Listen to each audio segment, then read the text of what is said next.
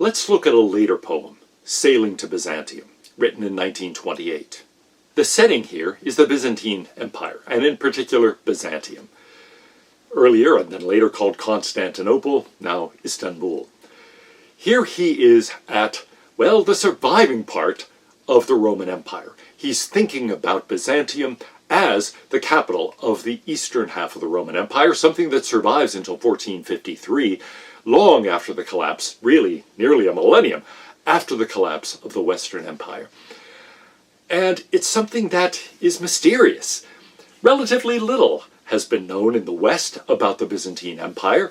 For many centuries, it was because nobody in the West really had access to the texts or had access to what was going on in Byzantium. And very few people in the western part of Europe could read Greek. So even if they had had access to the texts, they wouldn't have been able to read them.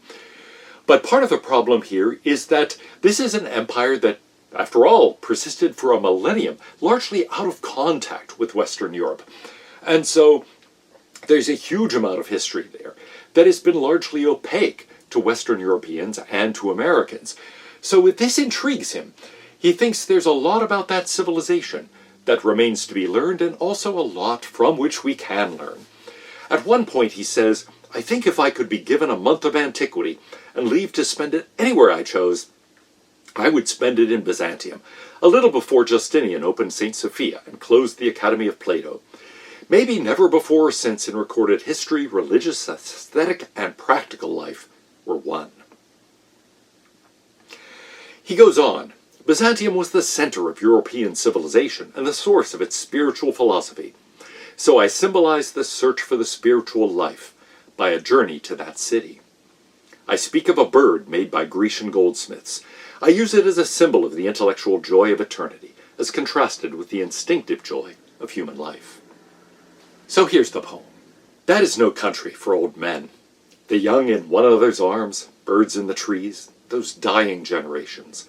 At their song, the salmon falls, the mackerel-crowded seas. Fish, flesh, or fowl, commend all summer long whatever is begotten, born, and dies. Caught in that sensual music, all neglect monuments of unaging intellect. An aging man is but a paltry thing, a tattered coat upon a stick, unless soul clap its hands and sing, and louder sing for every tatter in its mortal dress. Nor is there singing school, but studying monuments of its own magnificence. And therefore I've sailed the seas, and come to the holy city of Byzantium. O sages standing in God's holy fire, as in the gold mosaic of a wall, come from the holy fire, Pern and Agyre, and be the singing masters of my soul. Consume my heart away, sick with desire and fastened to a dying animal, it knows not what it is, and gather me into the artifice of eternity. Once out of nature, I shall never take my bodily form from any natural thing, but such a form as Grecian goldsmiths make of hammered gold and gold enameling, to keep a drowsy emperor awake, or set upon a golden bough to sing to lords and ladies of Byzantium, of what is past, or passing, or to come. Let's take the parts one by one. That's no country for old men, the young in one another's arms, birds in the trees, those dying generations, at their song. The salmon falls, the mackerel-crowded seas, fish, flesh or fowl commend all summer long, whatever is begotten, born, and dies. Here he's just talking about life, the cycle of being born, living, reproducing, dying. And he's talking about that as consuming most people's lives. It's not just romance, young people courting in spring. It's also all the things that constitute everyday life for most of us. We're worried about temporal things, things that fade, things that are born, live, die, and the necessities of that life, getting money, getting food, having shelter, and all the other things, even those that more affluent societies offer, that are material goods, part of that overall cycle of living. He's saying we get caught up in all that, and we neglect the monuments of unaging intellect. He's looking for those unaging monuments. He's looking for things that persist, that aren't just here today, gone tomorrow, but instead stay there, remain as fundamental parts of a civilization, rather than being part of our day-to-day existence. I think this attitude is intensified by the losses of the war and by the losses of the Spanish flu. Here is a poem he wrote called 1919. Many ingenious, lovely things are gone that seem sheer miracle to the multitude, protected from the circle of the moon that pitches common things about. We too had many pretty toys when young, a law indifferent to blame or praise. But is there any comfort to be found? Man is in love and loves what vanishes. What more is there to say? We love what vanishes. We ignore those monuments of unaging intellect. An aged man is but a paltry thing, a tattered coat upon a stick, unless soul clap its hands and sing, and louder sing for every tatter in its mortal dress. So here he is saying, look, we get caught up in the part that dies, in the body, but actually we should be thinking about the soul. We should be thinking about the spiritual aspect of our existence. We tend to ignore it. Even religious people all too often show up for church on Sunday or synagogue or temple or whatever it is, and actually then forget about it the rest of the week. He says, yeah, we tend to get caught up in the day-to-day and forget about the lasting things that matter, the health of the soul. Whether you tie that to a specific religion or not, he is saying there is a spiritual aspect to life that we tend to look away from, that we don't tend to pay enough attention to. Nor is there singing school, but studying monuments of its own magnificence. And therefore I've sailed the seas and come to the holy city of Byzantium. So he's looking for a singing school. And there's a reference here in the next part to that precisely. So I'm going to have to talk about what singing schools are. But before we get to that aspect, he sailed the seas coming and looking for the holy city of Byzantium because he's looking for that spiritual side of life. He's looking for a place at a time when the spiritual and the material, the aesthetic, all of the practical aspects of life, as well as the spiritual parts, were tied together in one. And he's saying maybe that was found in Byzantium. Maybe that's a place where the everyday, the day-to-day concerns of existence and the spiritual concerns were all fused. He's looking back at a time when that might have been the case. It's not true now. But notice he has to look back a long time to roughly the 6th century when the Academy of Plato still existed, when Greek philosophy and Christianity and a day-to-day form of life were all unified. O sages, standing in God's holy fire as in the gold mosaic of a wall. The gold mosaic, gold as something that persists, something that has great value because it is so indestructible. Come from the holy fire, Pern and a gyre. That's an odd phrase, but it refers back to that idea of cycles of civilization.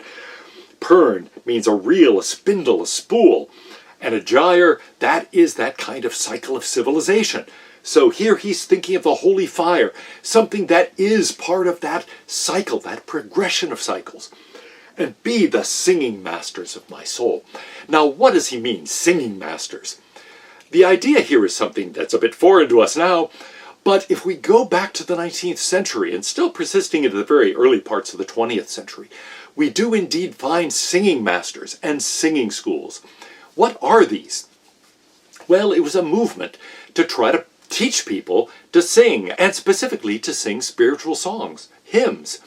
And so there were books put out, and people who would travel from town to town to train people in the fundamentals of music, to teach them to sing, to teach them some basic hymns.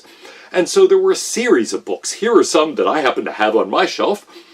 The Southern Harmony and Musical Companion, The Sacred Harp, several editions of that. The Missouri Harmony, Wyeth's Repository of Sacred Music, Northern Harmony, Harmonia Sacra, the Christian Harmony. I actually have many others on my shelf, and most of them are there behind me. But in any case, these are books that were put together to teach people to sing and to spread religion. At the beginning of each of these books is something called the gamut, something that teaches you the rudiments of music, explains basic musical notation, basic music theory.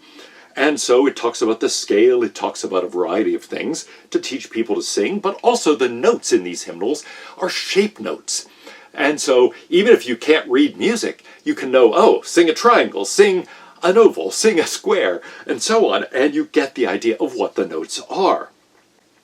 Many hymns that are now famous actually come from this era. They were written and then spread by these books and by the singing schools, the singing masters who went from town to town. Be the singing masters of my soul. Now, what could do that? What could be a singing master of my soul? Well, it's not the day-to-day part of existence. It's not my practical concerns. It's precisely the monuments of an aging intellect. It is the cycle of civilization as it preserves earlier monuments from that cycle. And so he's saying, I look back to those monuments. I look back to things that transcend the day-to-day concerns, that persist over the generations, over the centuries, over the millennia.